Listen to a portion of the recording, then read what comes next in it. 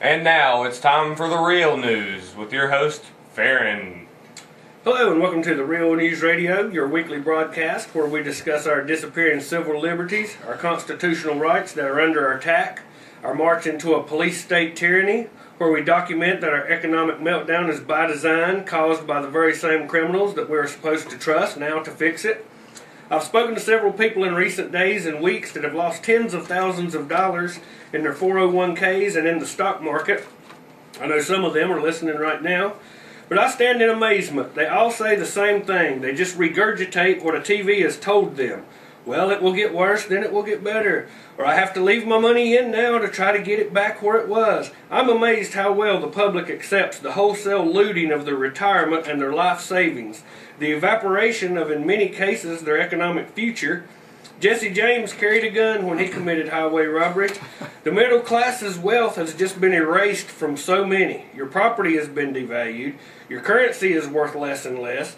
The jobs are disappearing, and the people just accept the complete failure of our government. The public willingly accepts the confiscation of over 50% of their paycheck like a slave in a system of overtaxation. I'd like to ask you a question. Would you consider your time to be your own personal property? If so, when you exchange your time for a Federal Reserve note, how and why can the federal government tax that? Our government has become an out-of-control, power-mad leviathan run by elite globalist traders. They have openly sold out the middle class, and I say today we unite, stand up, and refuse to allow this tyranny to steamroller over not just us, but our children's future as well. I would like everyone to email us at onair@therealnewsradio.com so we can compile a listener list and work together to make real changes. Today our guest is going to be Larry Pratt, Executive Director of Gun Owners of America. Honored to have him join us at the bottom of the hour. And in our next hour we will take your calls and let the people voice their opinions. And next week, our guest will be, in the first hour, Congresswoman Virginia Foxx, and in the second hour, retired Lieutenant Colonel Bob Bowman. And it's been a very interesting week in the news, and I want to start with a secret report that was distributed by the Missouri Information Analysis Center, MIAC, entitled The Modern Militia Movement, and dated February 20th, 2009. A footer on the document indicates it is unclassified but law enforcement sensitive, in other words, not for public consumption.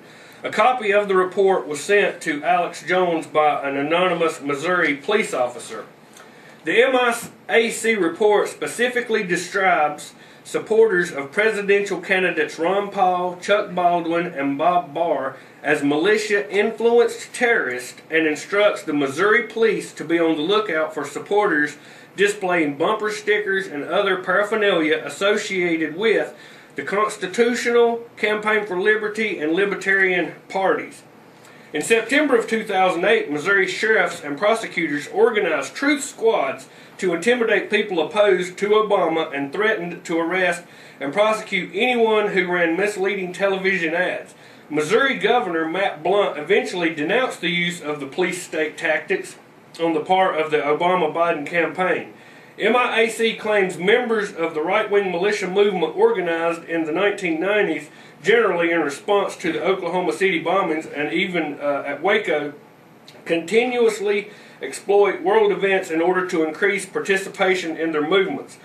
Due to the current economic and political situations, a lush environment for militia activity has been created and supposedly exploited by constitutionalists and extremists, and later an oft-employed canard used to demonize activities as dangerous and potentially violent lunatics. MIAC notes many of the political issues cited by the so-called Patriot movement, the Ammunition Accountability Act, the impending economic collapse of the government, the possibility of a constitutional convention, the North American Union, Obama's Universal Service Program, and the implementation of RFIDs, issues that are not limited to the Patriot movement but are shared by a wide array of political activists.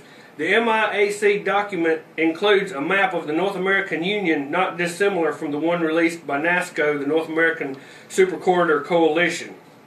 So what we're witness here too is People, if you are hearing what I'm reporting, the state of Missouri is openly calling anyone that supports Pastor Baldwin, Ron Paul, Bob Barr, supports the Constitution or the Campaign for Liberty, now is a terrorist.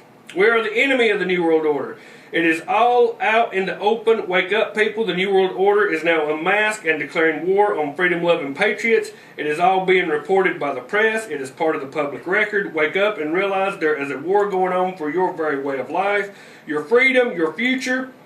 We will live free or hold our hands out and welcome the chains of slavery. This is a story proving, I'm reporting today, of how under attack we have now become. We're going to take a break and then we're going to come back with a little bit more news. At 9:30 we will be joined by Larry Pratt, Executive Director of Gun Owners of America.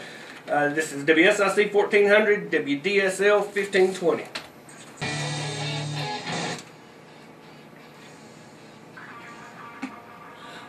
All right, we are back on The Real News. Our website is therealnewsradio.com. You can email us on air at therealnewsradio.com. And again, we will be joined by Larry Pratt, Gun Owners of America, 9:30, here in about 15 minutes. So go ahead, Brian, and get us started with our first news segment of the week.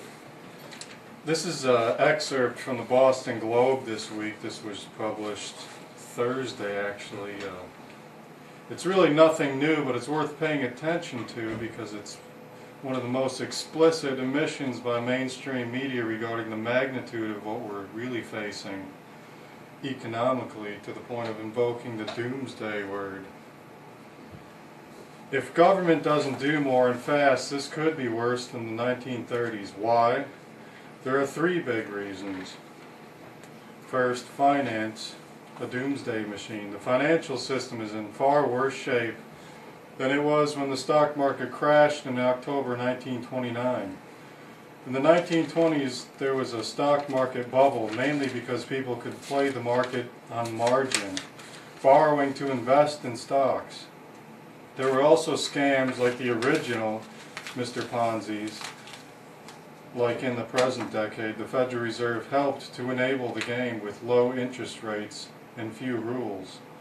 But today, thanks to securitization of loans and the ability of insiders to create exotic and unfathomable financial instruments, the speculative system makes buying stocks on margin look like child's play.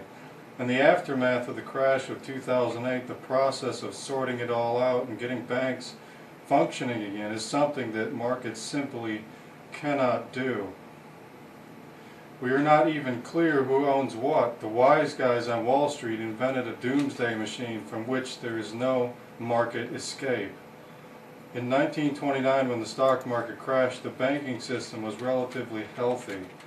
Bank customers played these speculative games and took the losses, not banks. This time, the banks drank their own Kool-Aid. It took until the awful winter of 1932 to 33 for the General Depression to fully infect the banking system and cause over 7,000 banks to fail. But Roosevelt's cure, deposit insurance and a temporary bank holiday to sort it all out, good banks from bad, quickly got the financial system up and running again. Today, the banking mess is still dragging down the real economy with no effective cure in sight. Wealth, deficits, and demand. The economy now bears all the hallmarks of a depression. Between the housing collapse and the stock market crash, American households are out several $1 trillion. In the 1920s, there were no 401k plans, and less than 2% of Americans owned stock. When people are suddenly out a lot of money, they spend less. Weak demand in one sector is cascading into other sectors. People spend less on autos, air travel, hotels, restaurants, and clothing, any optional purchase. Business sales and profits are down, which causes other layoffs, and the cycle deepens. Roosevelt was said to be a big spender, but his biggest peacetime deficit was only about 6% of GDP. This year the deficit will exceed 11%, and the recession will deepen all year. It took the truly massive deficits of World War II, nearly 30% of GDP, to finally end the Great Depression. A debtor nation, America in 1929 was a major international creditor. emphasis added, a creditor. Today we are